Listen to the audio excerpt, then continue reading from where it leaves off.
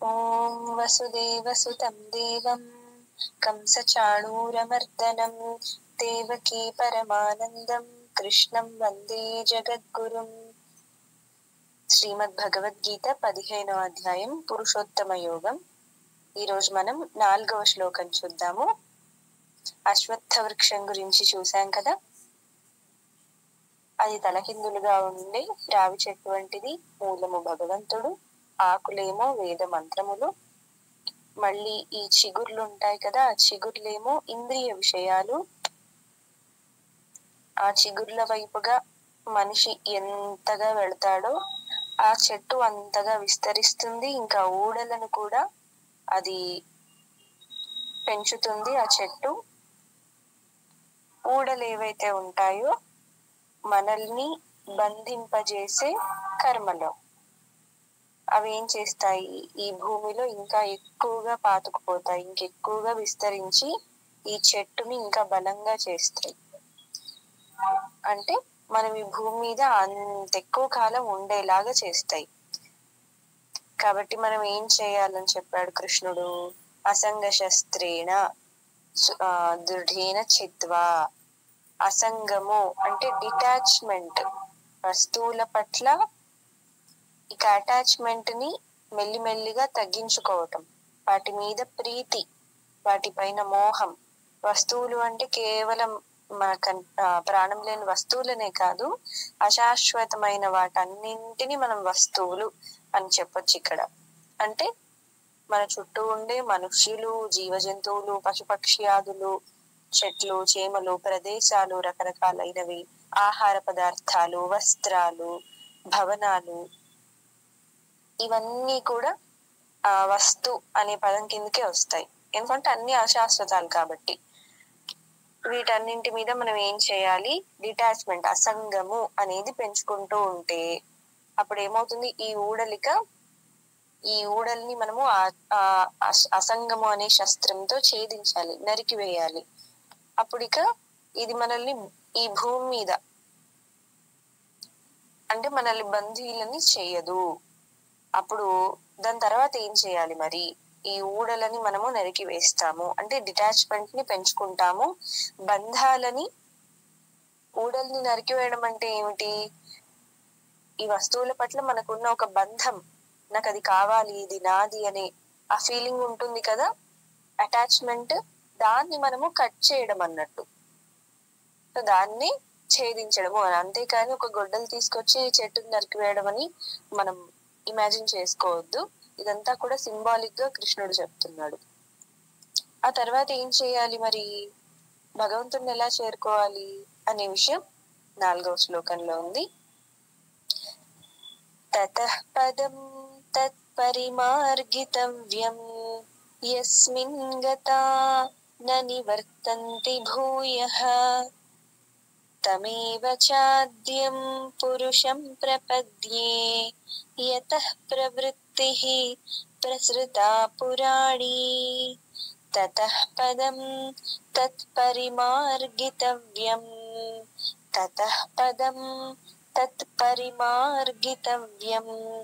యస్మిన్ గతా న నివర్తంతి భూయః.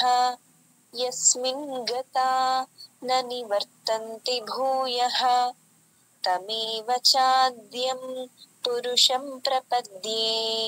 తమేవ చాద్యం పురుషం ప్రపద్యే యతః ప్రవృత్తిః ప్రసృతా పురాణీ. యతః ప్రవృత్తిః ప్రసృతా పురాణీ. తతః, తతః అంటే ఆ తర్వాత ఏం చేయాలి? డిటాచ్మెంట్ ని మనం పెంచుకుందాం. వస్తువుల పట్ల మనకి ఇక మోహము తగ్గుతూ వస్తుంది. ఈ సమయంలో మనం ఏం చేయాలి? తతః పదం తత్పరిమార్గితవ్యం.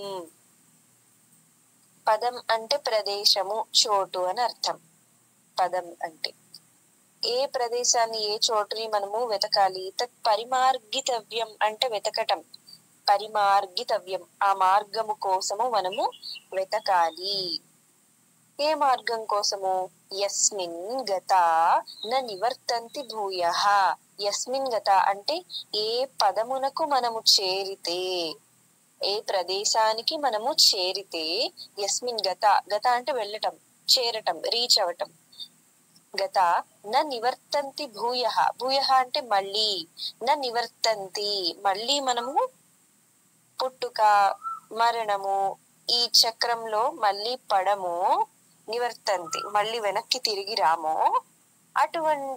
అటువంటి పదాన్ని మనము పరిమార్గితవ్యం వెతకాలి, అంటే శాశ్వతమైన పదమును మనము చేరడానికి వెతకాలి, అన్వేషణ చేయాలి.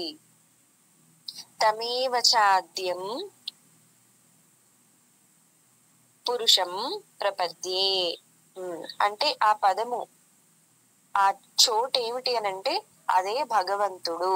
తమేవ చాద్యం ఆయనే, అంటే ఆయనే, ఆ భగవంతుడే, ఆ పరమాత్మే. చ ఆద్యం, ఆద్యం అంటే మొట్టమొదటివాడు. పురుషం ప్రపద్యే పరమ పురుషుడు ఆయనే. ప్రపద్యే అనంటే మనం ఆయన్నే శరణు వేడాలి, ఆయన్నే చేరుకోవాలి, ఆశ్రయించాలి. ప్రపద్యే అంటే మనకి శ్లోకాల్లో స్తుతుల్లో ప్రపద్యే అని వస్తుంది కదా. ప్రపద్యే అని అంటే నేను నిన్నే ఆశ్రయించున్నాను, నాకు ఇంకా వేరే దిక్కు అంటూ లేదు, నాకు ఇంకొక వేరే ప్రదేశం లేదు, ఆశ్రయించడానికి నాకు ఎవరూ లేరు. శరణు వేడి ఉండటం అని అర్థం. ప్రపద్యే ఎవరిని శరణు వేడి ఉండాలి? పరమ పురుషుడై ఎవరైతే ఉన్నాడో, ఆద్యమైనటువంటి వాడు, మొట్టమొదటి వాడు, ఉన్నది ఒక్కడే, మళ్ళీ ఆయన్నే. తమేవా ఆయనని మాత్రమే, ఏవా అంటే మాత్రమే అని, భగవంతుడిని మాత్రమే మనము ఆశ్రయించాలి. యతః ప్రవృత్తి ప్రసృత పురాణి. యతః అనంటే ఎక్కడి నుండైతే, అంటే ఆ భగవంతుడి నుండే. ప్రవృత్తి అంటే సృష్టి, ఈ జగత్తు. ప్రవృత్తి అంటే ఏంటి? సృష్టి లేదా జగత్తు, ఈ విశ్వము ఏదైనా చెప్పుకోవచ్చు. మనకు కనిపించని అంత సృష్టి అంతా కూడా ప్రసృత పురాణి. ప్రసృత అనంటే ఉద్భవించింది. ఈ జగత్తంతా ఎక్కడి నుంచి ఉద్భవించిందో పురాణి. పురాణి అంటే ఎప్పుడో సనాతన కాలము నుండి, ఎప్పటి నుంచో మనం అసలు లెక్క వేయలేనంత ముందు నుంచే ఈ జగత్తు ఉద్భవించింది, నడుస్తూ ఉన్నది. మనము తాత ముత్తాతల గురించి లెక్క వేయగలుగుతాము. మన హిస్టరీలో, మన ఇతిహాసాల్లో ఎవరైతే రాముడు, కృష్ణుడు, ఎంతో మంది, వాళ్ళకన్నా ముందు వచ్చిన వేద ఋషులు, వాళ్ళకన్నా ముందున్నది ఎవరు మనం చెప్పలేము, మనకి తెలీదు. ఈ ఋషులు మునుల గురించి మనం పుస్తకాల్లో చదివాము. వీళ్ళు ఇలా ఉండేవారు, వీళ్ళు తపస్సు చేశారు, ఆ తర్వాత వీళ్ళ తపస్సుకి మెచ్చి భగవంతుడు రకరకాల రూపాల్లో అవతరించాడు అని చదువుకున్నాం. మరి మునుల కంటే, ఋషుల కంటే ముందు ఎవరున్నారు? భగవంతుడే ఉన్నాడు. కాబట్టి పురాణి, పురాణ కాలం నుండి. పురాణము అంటే ఏంటి? ఎప్పటి నుండో అని అర్థం. సనాతన కాలము నుండి ప్రవృత్తి ప్రసృత, ఈ జగత్ అనేది ఎప్పుడో ఉద్భవించిందో, ఎక్కడి నుండైతే ఆ భగవంతుడిని, ఆ ఆద్యం పురుషం, మొట్టమొదటి పురుషుడిని మనము ప్రపద్యే ఆశ్రయించాలి. అంటే ఎప్పుడు ఆశ్రయించాలి? తతః పదం తత్పరిమార్గితవ్యం అసంగ శస్త్రేణ దృఢేన చిత్వా. మనం ఈ డిటాచ్మెంట్ ని పెంచుకుంటూ, వస్తువుల పట్ల మనము మోహాన్ని, ప్రీతిని, అనవసరమైనటువంటి ఇష్టాన్ని, దీన్నంతటిని తగ్గించుకుంటూ ఏం చేయాలి? ఆ ఇష్టము, ఆ ప్రీతి, ఆ ఆశ్రయించే భావాన్ని భగవంతుడి పట్ల మనం పెంచుకోవాలి.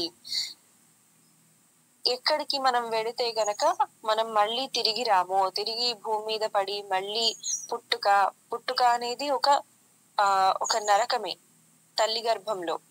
దాని నుంచి మనం తప్పించుకోవచ్చు. ఆ తర్వాత పుట్టిన తర్వాత ఈ భూమి మీద మనకి ప్రతి క్షణము కూడా ఒక యుద్ధమే. ఆ యుద్ధం నుండి తప్పించుకోవచ్చు. మళ్ళీ మరణము, ఆ మరణ భయం, బ్రతికున్నంత కాలం ఏముంటుంది? ప్రతి ఒక్కరికి మరణ భయము. ఎప్పుడు చచ్చిపోతామో, ఎప్పుడు ఏ ప్రమాదం వచ్చి పడుతుందో అని ప్రతి ఒక్కరికి ఉండే భయమే అది సహజంగా. ఆ మరణము భయపడుతూ ఏదో ఒక రోజు మరణం వస్తుంది. ఆ సమయంలో మళ్ళీ ఈ శరీరాన్ని వదిలిపెట్టాల్సిందే. ఇదంతా ఒక యుద్ధం, ఒక నరకం, దీని నుంచి మనము బయటపడతాము. ఎక్కడికైతే మనం అంటే భగవంతుని ఆశ్రయించిన తర్వాత మళ్ళీ తిరిగి రావాల్సిన అవసరం ఉండదు. శాశ్వతంగా భగవంతుడి ధామంలో మనము ఉండిపోవచ్చు. అటువంటి పదాన్ని మనము వెతకాలి. పరిమార్గితవ్యం. రైట్, ఇంకొకసారి శ్లోకం చదువుతాను. తతః పదం తత్పరిమార్గితవ్యం యస్మిన్ గతా న నివర్తంతి భూయః తమేవ చాద్యం పురుషం ప్రపద్యే యతః ప్రవృత్తిః ప్రసృతా పురాణీ. స్వస్తి.